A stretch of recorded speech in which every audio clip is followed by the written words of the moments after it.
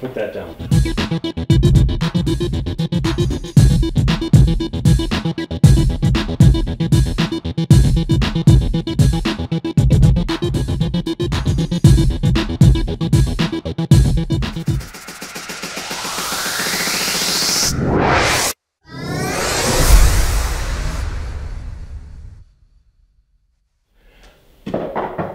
Thanks for coming to another BrightWay Supply video. I'm Marty, and today we're going to be doing under-counter lighting, right? Correct. Oh, excellent. One of the decisions that has to be made is to decide what kind of lighting you want for under the cabinet. So a lot of times you can go with an accent lighting or a task lighting. Task lighting if you want to be working and have lighting to do that, or the accent lighting just provide some extra ambiance for the kitchen. Which would be considered the accent and which would be considered the task lighting. Task lighting. So in this case, we've got our strip light. This is a 3000 Kelvin. It's a very warm white, and this is more for an accent lighting. It's not as bright. The other product we have here is our NCLED. So this is a module that's really made for signage. So this is something you'd find in the signs that are out in front of strip malls and everything, but it works really good in kitchens and other uses as well. The thing I like about that, it's a 5000 Kelvin, so it's going to give you a much whiter light, and also it is sealed, so you don't have to worry about spills or anything like that. Even though it's up under the counter, you don't have to worry about it. Do either of these lights produce heat? No, very little heat from any of these. In fact, you're looking at about 6 feet of product, and we're going to be at about 12 watts, so it's very low wattage and provides a lot of light. So my electrical bill will be good? Be great. Excellent. You'll hardly even notice these. Cool. So the question is, what do you want in your kitchen? I think we're going to go with the task lighting. We wanted something a little whiter, a little brighter. Perfect. Let's get started. Excellent. Okay, Marty, how difficult is this going to be to install? Tom, it's fairly straightforward. Basically, all we need to do is drill a couple small holes to go up through the cabinets with the wires. We're going to adhesive the LEDs underneath the cabinets, connect them to, put that down. Okay. We're going to drill some small holes to go up through the cabinets with the wires. We're going to connect them on top. We're going to come down and go into the outlet where the microwave is plugged in, and we're going to put a small switch. We've talked about this earlier. Basically, there's several options when it comes to turning the lights on and off. You can put them on a timer and have them on all night as a night light. You can buy an inexpensive remote switch that works wirelessly so you don't have to do any cabling.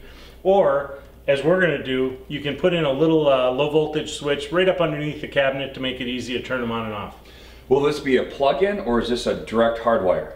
This is going to be a plug-in application.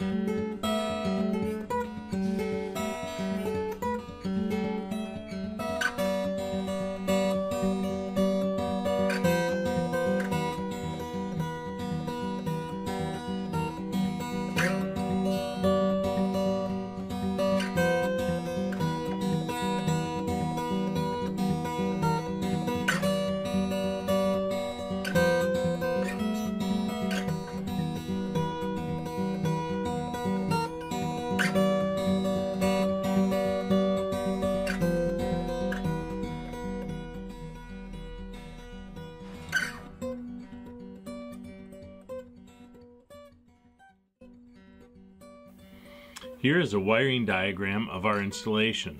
We have 2 strings of LEDs that need to be connected to the power pack, and in this case we're adding a switch so the LEDs can be turned on and off easily. This is optional and definitely not needed if you want to leave the LEDs on all the time, or if you have a switched outlet available for the power supply. To add the switch, simply connect one wire to the positive wire from the power supply and connect the other wire from the switch to the positive wires from the LEDs. For this installation, we are going to be using MaxBright's 2-conductor 18 gauge LED cable. We're going to use this cable to run the wires from the LEDs at the bottom of the cabinets to the top of the cabinets where we'll make the connections to the power supply and switch. It's easier to connect these wires before installing the LEDs under the cabinets. There are several ways to make these connections. Wire nuts are the easiest, but can be bulky and hard to hide under the cabinets. Crimp connectors work well, but they can be difficult to crimp correctly to make a solid, long-lasting connection. I prefer soldering these connections for the best reliability and professional appearance. We will, however, use wire nuts above the cabinets to connect the LEDs and switch to the power supply. To attach the LED wire, I will strip back the jacket on the LED cable approximately 2 inches. I'll strip the red and black wires to expose about 3/4 of an inch of wire, and then strip the wires at the end of the LED string. I'll connect the red wire to the positive wire from the LEDs. This is identified by a red stripe. The black wire will be connected to the other conductor. I slip some heat shrink tubing on each wire, twist them together securely, solder the connection. After it cools, I slip the shrink tubing over the bare wires, shrink it with a heat gun, or in this case a lighter. Regardless of the method you choose to connect the wires, remember to make a solid connection by twisting the wires together securely before soldering, crimping, or adding wire nuts. This will make the most reliable connection.